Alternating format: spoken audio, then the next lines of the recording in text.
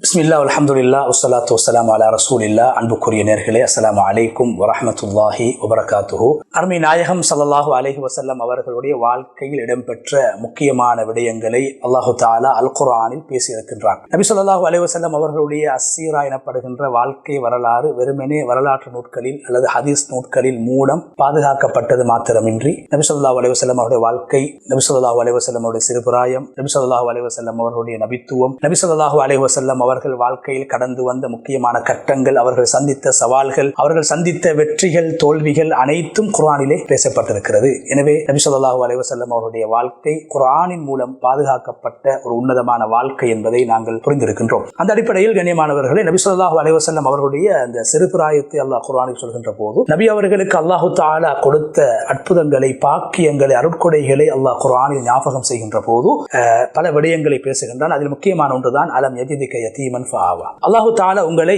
ஒரு யதீமாக, தந்தையை இழந்த ஒருவராக பெற்றுக்கொண்டு, அல்லாஹு தஆலா அதற்கு பின்னால் மிக சிறந்த பராமரிப்பை, அரவணைப்பை, பாதுகாப்பை அல்லாஹ் உங்களுக்கு கொடுத்து உங்களை உருவாக்கினான், ஆளாக்கினான், வளர்த்தான், உங்களுக்கு என்ற ஒரு அடையாளத்தை கொடுத்தான் என்று அல் குர்ஆனில் அல்லாஹு தஆலா பேசியிருக்கிறார். அந்த அடிப்படையில் நபி ஸல்லல்லாஹு அலைஹி வஸல்லம் அவர்கள் பிறப்பதற்கு முன்னால் தன்னுடைய தாயுடைய வயிற்றில் 2 மாத சிசுவாக இருக்கின்ற போது தந்தையை இழந்தார்கள். தந்தையுடைய இழப்புக்கு பின்னால் நபி ஸல்லல்லாஹு அலைஹி வஸல்லம் அவர்கள் தாயாரோடு ஒரு சில காலம் வாழ்ந்தார்கள். 6 வயதாக இருக்கின்ற போது தாயாரும் மரணித்து விடுகிறார்கள். அப்போது அந்த அப்துல்லாஹ், நபி ஸல்லல்லாஹு அலைஹி வஸல்லம் அவருடைய தந்தையின் அடிமை உம்மு ஐமன் பரக்கா என்று சொல்லப்படக்கூடிய பெண் நபி ஸல்லல்லாஹு அலைஹி வஸல்லம் அவர்களை சுமந்து கொண்டு வந்து நபி ஸல்லல்லாஹு அலைஹி வஸல்லம் அவருடைய பாட்டனார் அப்துல் முத்தலிப் இடத்திலே ஒப்படைத்தார்கள். என்னுடைய பேர குழந்தையை, தாயையும் தந்தையையும் இழந்த என்னுடைய பேர குழந்தையை நான் பாதுகாக்க வேண்டும், வளர்க்க வேண்டும், உருவாக்க வேண்டும், அவர் மீது அன்பு காட்ட வேண்டும் என்ற பூரண விருப்பத்தோடு அப்துல் முத்தலிப் மிகவும் அன்பை பொழிந்து நபி ஸல்லல்லாஹு அலைஹி வஸல்லம் அவர்களை வளர்த்தார். அப்துல் முத்தலிப் அந்த காலத்தில் இருந்த ஸயீமு குரைஷ், குறைஷிகளுடைய தலைவர்களில் ஒருவர் என்று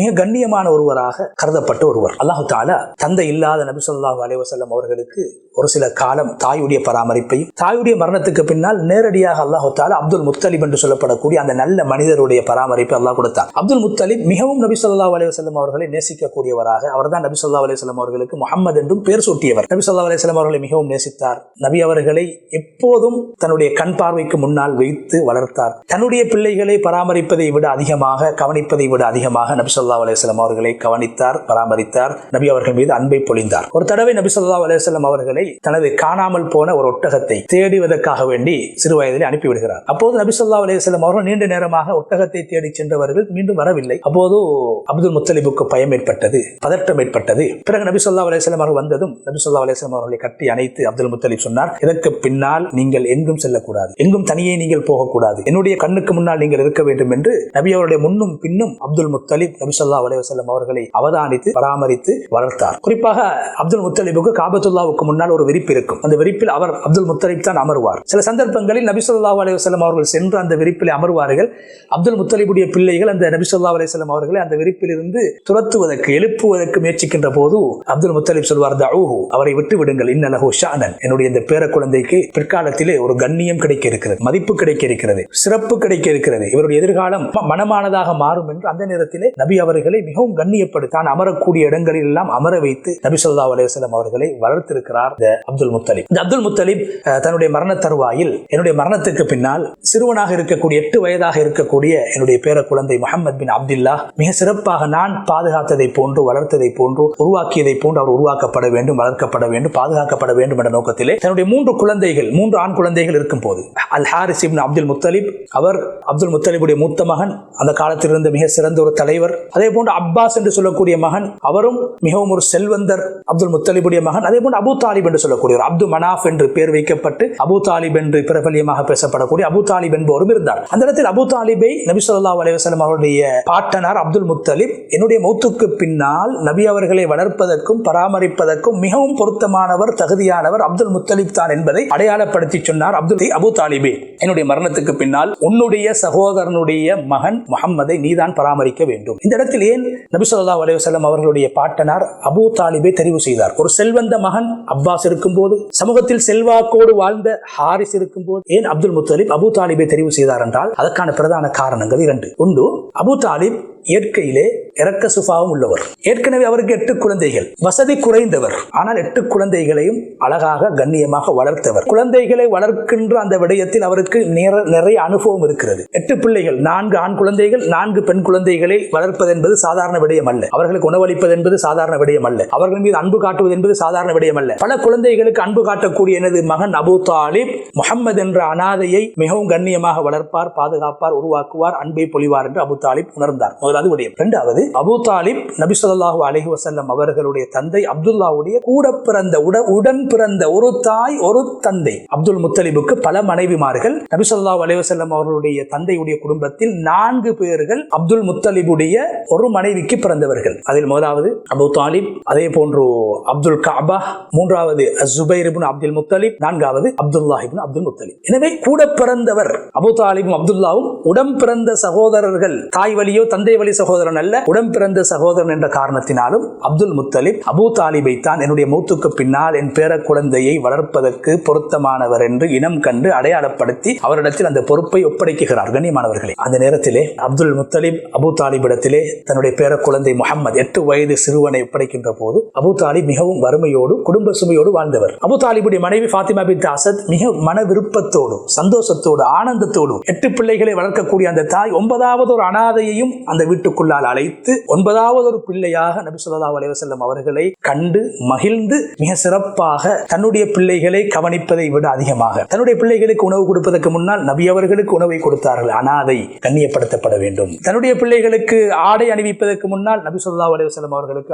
ஆடை அணிவித்தார்கள். அனாதை கண்ணியப்படுத்தப்பட வேண்டும். தன்னுடைய பிள்ளைகளை தூங்க வைப்பதற்கு முன்னால் நபி ஸல்லல்லாஹு அலைஹி வஸல்லம் அவர்களை தூங்க வைப்பார்கள். மிக சிறப்பாக கண்ணியமாக அபூ தாலிப் நினைத்ததை விட சிறப்பாக அபூ தாலிபுடைய மனைவி ஃபாத்திமா பின்த் அஸத் நபி ஸல்லல்லாஹு அலைஹி வஸல்லம் அவர்கள் வளர்த்தார்கள், பராமரித்தார்கள். கண்ணியமானவர்கள், அதனால் தான் நபிகள் நாயகம் ஸல்லல்லாஹு அலைஹி வஸல்லம் அவர்கள் தனக்கு கிடைத்த பெண் குழந்தைகளில் ஒரு பெண் குழந்தைக்கு ஃபாத்திமா என்று தன்னுடைய பெரிய தந்தையின் மனைவி ஃபாத்திமாவுடைய பெயரை நபி ஸல்லல்லாஹு அலைஹி வஸல்லம் அவர்கள் சூட்டினார்கள், வைத்தார்கள், அடையாளப்படுத்தினார்கள். கண்ணியமானவர்களே, அதே போன்று நபி ஸல்லல்லாஹு அலைஹி வஸல்லம் அவர்கள் இந்த ஃபாத்திமா பின்த் அஸத் ரலியல்லாஹு அன்ஹா மரணித்த போது நபி ஸல்லல்லாஹு அலைஹி வஸல்லம் அவர்கள் மிகவும் அழுதார்கள், கவலைப்பட்டார்கள், தன் தாய் செய்த நலவுகளை ஞாபகப்படுத்தினார்கள். மிகவும் கண்ணியமாக அந்த நேரத்திலே நடந்து கொண்டார்கள், செய்த உபகாரங்களை ஞாபகப்படுத்தினார்கள். சொன்னார்கள், அன்தி உம்மி பாத உம்மி. ஃபாத்திமா பின்த் அஸத் மரணித்த போது, அபூ தாலிபுடைய மனைவி மரணித்த போது, என்னுடைய தாய்க்கு பின்னால் நீங்கள் எனக்கு ஒரு தாயாக திகழ்ந்திருக்கிறீர்கள், என்னை வளர்த்து உருவாக்கிய தாய் என்று நபி ஸல்லல்லாஹு அலைஹி வஸல்லம் அவர்கள் கூறி தன்னுடைய ஆடையின் மூலமாக அந்த பெண்ணுக்கு கஃன் செய்து நபி ஸல்லல்லாஹு அலைஹி வஸல்லம் அவர்கள் தொழுவித்து அடக்கம் செய்திருக்கிறார்கள். கண்ணியமானவர்களே,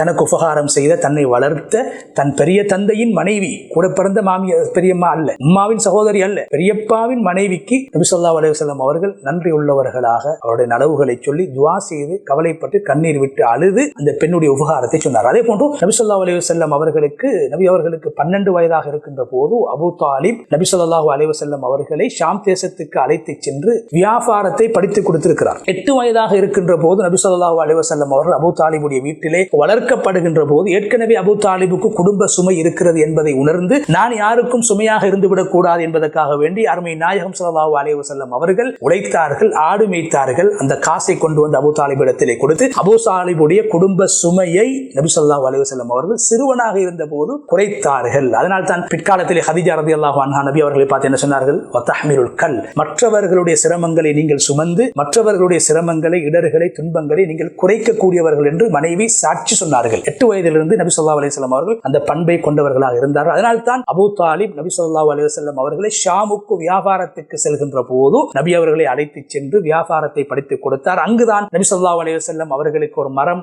சிரம் பணிவதையும் நபி அவர்களுக்கு ஒரு மேகம் நிழல் கொடுப்பதையும் புஹைரா அர்-ராஹிப் என்று கிறிஸ்தவ மதத்தை படித்த ஒரு மதப்பெரியார் அதை கண்டு உணர்ந்து இவர்தான் முஹம்மது இப்னு அப்துல்லா பிற்காலத்தில் நபியாக ரசூலாக வர இருக்கக்கூடியவர் என்பதை அடையாளம் கண்டு அபூ தாலிபை அழைத்து அவசரமாக இந்த சிறுவனை நீங்கள் மக்காவுக்கு அழைத்து செல்லுங்கள், யூதர்கள் இந்த சிறுவனை கண்டு இவர்தான் முஹம்மது இப்னு அப்துல்லா அல்லாஹ்வுடைய தூதர் என்பதை புரிந்து கொண்டார்கள் என்றால் இவரை கொலை செய்து விடுவார்கள், இவரை அவசரமாக மக்காவுக்கு அழைத்து செல்லுங்கள் என்ற அந்த நபி என்ற நன்மாராயத்தை, நபியாக வர இருக்கிறார் என்ற அந்த எதிர்வு கூறலை, நன்மாராயத்தை புஹைரா அர்-ராஹிப் அபூ தாலிபோடு நபி ஸல்லல்லாஹு அலைஹி வஸல்லம் அவர்கள் வியாபாரத்துக்காக வேண்டி ஷாம் தேசத்துக்கு சென்ற போதுதான் அதை குறிப்பிட்டிருக்கிறார், கூறியிருக்கிறார். அதுக்கு பின்னால் கண்ணியமானவர்கள் 42 வருடங்கள் அபூ தாலிப் நபி ஸல்லல்லாஹு அலைஹி வஸல்லம் அவர்களை பாதுகாத்தார், வளர்த்தார், உதவியாக இருந்தார். நபி அவர்களுக்கு எதிராக வரக்கூடிய சவால்களுக்கு முகம் கொடுத்தார். குறிப்பாக நபி ஸல்லல்லாஹு அலைஹி வஸல்லம் அவர்களை கொலை செய்ய வேண்டும் என்று குறைஷிகள் திட்டம் தீட்டிய நேரத்திலே அருமை நாயகம் ஸல்லல்லாஹு ஸல்லல்லாஹு அலைஹி வஸல்லம் அவர்களுக்கு பாதுகாப்பு கொடுத்து ஷிஅப் அபீ தாலிப் என்று சொல்லப்படக்கூடிய பள்ளத்தாக்கிலே 3 வருடங்கள் அடைக்கப்பட்டு முற்றுகையிடப்பட்டு நான் நபி அவர்களை விட்டுத்தர மாட்டேன், அவர்களை நாங்கள் பாதுகாப்போம் என்ற சிந்தனையோடு அபூ தாலிப் செயல்பட்டு மிகவும் நபி ஸல்லல்லாஹு அலைஹி வஸல்லம் அவர்களை நேசித்து பாதுகாத்து குறைஷி காஃபிர்களின் மூலமாக முன்வைக்கக்கூடிய அனைத்து சவால்களுக்கு முகம் கொடுத்து மிக தைரியமாக மிக மன விருப்பத்தோடு நபி அவர்களை பாதுகாக்க வேண்டும் என்ற அந்த பொறுப்பு தன்னுடைய தந்தையின் மூலமாக ஒப்படைக்கப்பட்ட அந்த பொறுப்பை சரியாக நிறைவேற்றினார். கண்ணியமானவர்களை, நபி ஸல்லல்லாஹு அலைஹி வஸல்லம் அவர்களும் இந்த அபூ தாலிபுக்கு பிரதி உபகாரம் செய்து நடந்திருக்கிறார்கள். நபி ஸல்லல்லாஹு அலைஹி வஸல்லம் அவர்கள் பிற்காலத்திலே தன்னுடைய சிறிய தந்தை அப்பாஸ் ரலியல்லாஹு அன்ஹு அவர்களை சந்தித்து சொன்னார்கள், என்னுடைய பெரிய தந்தை உங்களுடைய சகோதரர் அபூ தாலிப் குடும்ப சுமையோடு வாழ்ந்து கொண்டிருக்கிறார், நாம் அவர்களுடைய பிள்ளைகளுக்கு உதவி செய்வோம், அவருடைய பிள்ளைகள் நாம் பொறுப்பெடுப்போம், செலவுகளை பொறுப்பெடுப்போம் என்று சொல்லி அப்பாஸ் ரலியல்லாஹு அன்ஹு அவர்களை நபி ஸல்லல்லாஹு அலைஹி வஸல்லம் அழைத்துக் கொண்டு அபூ தாலிபிடத்திலே சென்று உங்களுடைய பிள்ளைகளை நாங்கள் பொறுப்பெடுக்கிறோம் என்று சொன்ன போது அபூ தாலிப் சொன்னார், என்னுடைய மகன் அகீலை என்னிடத்தில் விட்டுவிட்டு அலியையும் ஜாஃபரையும் நீங்கள் கூட்டிச் செல்லுங்கள், உங்களுடைய பராமரிப்பில் அவர்களை வளருங்கள் என்று சொன்ன போது நபி ஸல்லல்லாஹு அலைஹி வஸல்லம் அவர்கள் அலி ரலியல்லாஹு அன்ஹு அவர்களை பொறுப்பெடுத்தார்கள், அப்பாஸ் ரலியல்லாஹு அன்ஹு அவர்கள் ஜாஃபர் ரலியல்லாஹு அன்ஹு அவர்களை பொறுப்பெடுத்தார்கள். எனவே இஸ்லாத்துடைய ஆரம்ப செய்தியை நபி ஸல்லல்லாஹு அலைஹி வஸல்லம் அவர்கள் முன்வைக்கின்ற போது முதலாவது ஹதீஜா அம்மையார் அவர்கள் இஸ்லாத்தை ஏற்றுக்கொள்கிறார். இரண்டாவது நபி அவர்களுடைய வீட்டில் அந்த காலத்திலே வளர்ந்த 10 வயது சிறுவன் அலி ரலியல்லாஹு அன்ஹு அவர்கள் இஸ்லாத்தை ஏற்றுக்கொண்டார்கள் என்ற செய்தியை நாங்கள் அறிந்திருக்கிறோம். எனவே நபி அவர்களை எப்படி அபூ தாலிப் தன்னுடைய வீட்டிலே வளர்த்து பராமரித்து ஆளாக்கி உருவாக்கினாரோ அதுக்கு பிரதி உபகாரமாக நான் நடந்து கொள்ள வேண்டும் என்பதற்காக நபி ஸல்லல்லாஹு அலைஹி வஸல்லம் அவர்களும் அலி ரலியல்லாஹு அன்ஹு அவர்களை தன்னுடைய வீட்டில் வைத்து வளர்த்தார்கள். வசதியாக இருக்கின்ற போது வசதி குறைந்த தன்னை உருவாக்கிய தனக்கு வியாபாரத்தை காட்டித்தந்த வாழ்க்கையில் நல்ல விடயங்களை சொல்லி தந்த பெரிய தந்தையை நபி ஸல்லல்லாஹு அலைஹி வஸல்லம் அவர்கள் மறக்காமல் உதவினார்கள், உதவியை ஞாபகம் செய்தார்கள். அவருக்கு நன்றி உள்ளவராக உலகத்தில் வாழ்ந்திருக்கிறேன். நபி ஸல்லல்லாஹு அலைஹி வஸல்லம் அவருடைய இவ்வாறான வாழ்க்கை அவர்கள் பராமரிக்கப்படுகின்ற போது என்னென்ன நல்ல பழக்க வழக்கங்கள் காணப்பட்டிருக்கின்றனவோ அவைகள் அனைத்தையும் எங்களுடைய வாழ்க்கையில் முடிந்த அளவு பின்பற்றி நபி ஸல்லல்லாஹு அலைஹி வஸல்லம் அவர்களுடைய நெருக்கத்தை நாளை மறுமையில் பெறக்கூடியவர்களாகவும் ஷஃபாஅத்துக்கு தகுதியானவர்களாகவும் நம் அனைவரையும் அல்லாஹ் தஆலா ஆக்கிடுவானாக. வ ஆகிரு தஅவானா அல்ஹம்துலில்லாஹி ரப்பில் ஆலமீன். வஸ்ஸலாமு அலைக்கும் வரஹ்மத்துல்லாஹி வபரகாத்துஹு.